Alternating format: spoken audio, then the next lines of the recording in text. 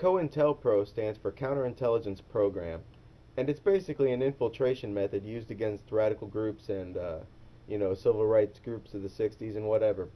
Many of us know about their manipulation, the federal manipulation of groups like the Ku Klux Klan, but many of us are unaware of COINtelpro in regards to the internet. Well, here's just a few articles. Exhibit A is Hal Turner.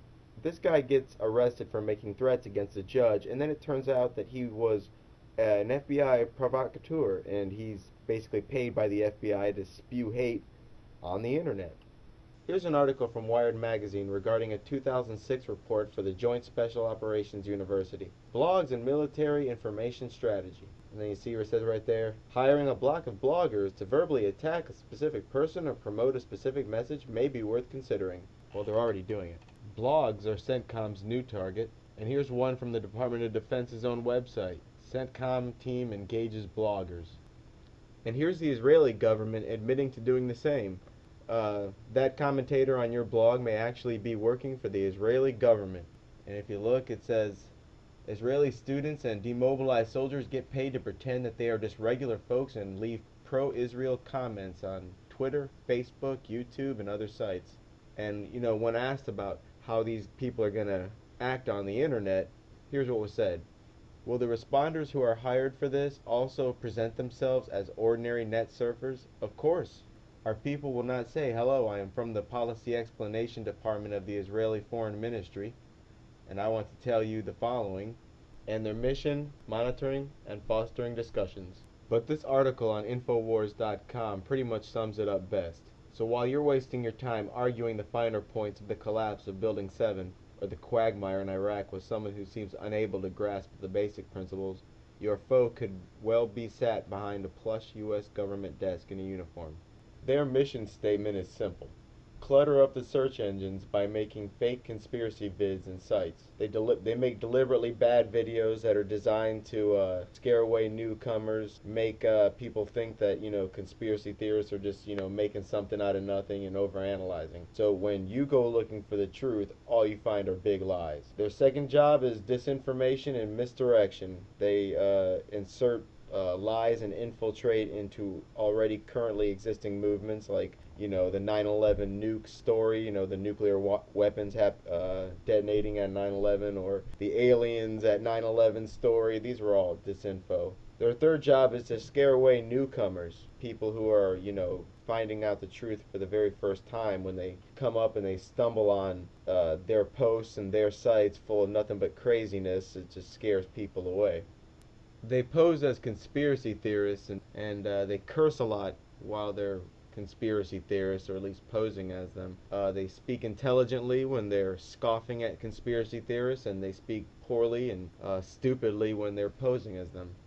Their fourth job is infighting, and basically they just say that everybody's disinfo. Alex Jones is disinfo, David Icke's disinfo, Michael Tazarian is disinfo. They do a lot of Ron Paul bashing. Basically everybody's just, working for the bad guys, and that's what they go around doing so that they can stir up distrust among everybody. But you should know that a real truth seeker doesn't have time to go online and bash Alex Jones or Ron Paul. If you don't believe these people individually, that's fine. But no real truth seeker does that, so there's usually an agenda. They also like to pose as anarchists, communists, Marxists, and anti-Semites. And they also like to associate conspiracy theorists and conspiracy theories with anarchy and communism and Marxism and anti-Semitism. They like to incite religious and racial tension. You'll see them just go from place to place talking bad things about Jesus, or it'll be, against whitey or against blacks. They like to go around promoting atheism. Their job is to incite racial tension and to have newcomers associate conspiracy theorists with these racial tension and with the religious bigoted statements and whatever. You'll find them everywhere. Forums, YouTube. Their job is just basically to create tensions and stupid petty fights. They go around voting down good videos and voting up bad videos. You see them a lot, like especially LiveLink, where you'll post a video, and if it has something to do with conspiracy theories. You know, within 24 hours, you'll have 5 or 6 scoffers show up, and then after that, it's just, you know, crickets and tumbleweeds. There's no posts after that, as if there's a group of people who are out there just checking to make sure the very newest videos, and posting a little bit on each and then just moving on.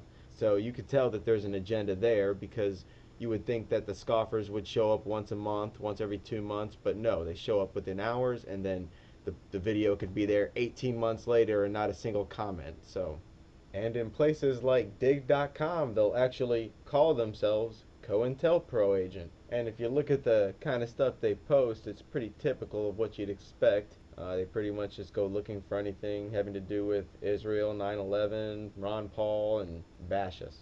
They like to keep video makers and websites busy with nonsense. And one of their favorite things is to call for violence. You know, only the feds think to do it, and only the feds get away with it. Because if anybody else calls for violence on the internet, you're going to have goonballs at your door. So when you see someone who's calling for violence, usually that's one of them.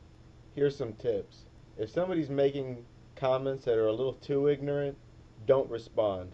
Don't indulge these guys. These guys' job is to waste your time and to keep you misled, misdirected, and busy. Don't let it work.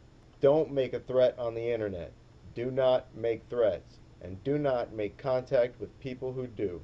Here's some general tips to protect yourself. Passwords. Passwords should be always greater than or equal to 8 characters, including 1 number, 1 lowercase, and 1 uppercase letter. The numbers should not be associated with your age or date of birth. The words should not be a word at all, or a name. Instead, use sentences. Like, for example, the first letter of a sentence, maybe from your favorite movie, your favorite song. Like, for example, say your favorite song was Civil War from Guns N' Roses. One of the sentences is, I don't need your Civil War. Now, IDNYCW. That's the first letter from each word in the sentence. Followed up by the year the song came out. It's a good password. Encryption. Your data is vulnerable until it's encrypted. The 2 main standards, or at least the best ones, are AES and Blowfish. The key size should be at least 256-bit or greater. There's many programs out there that do encryption. They can do virtual drives, encrypted files, and encrypted folders. One of them is TrueCrypt from truecrypt.org. It's also available on my website, so that's a good program to use. And remember, just because you deleted a file and then removed it from your recycling bin doesn't mean the file is actually gone. The data is still there, but the reference to the file is gone. You need a file shredding program, and there's many out there.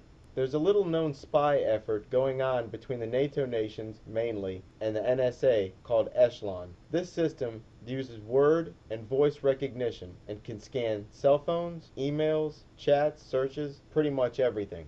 General tips for getting around this stuff. Deliberate misspellings in text, random punctuation marks and spaces. This kind of stuff can fool computer programs. Use code words instead of the real words, and get a firewall. This won't help you in terms of being scanned, but they sure are useful. And for you cointelpro guys, this is for you. Look at this. This the future you want. What you think? They have a place for you in their future? We don't have a choice. They're going to win. Can't you see that? There's nothing stopping them now. There's me.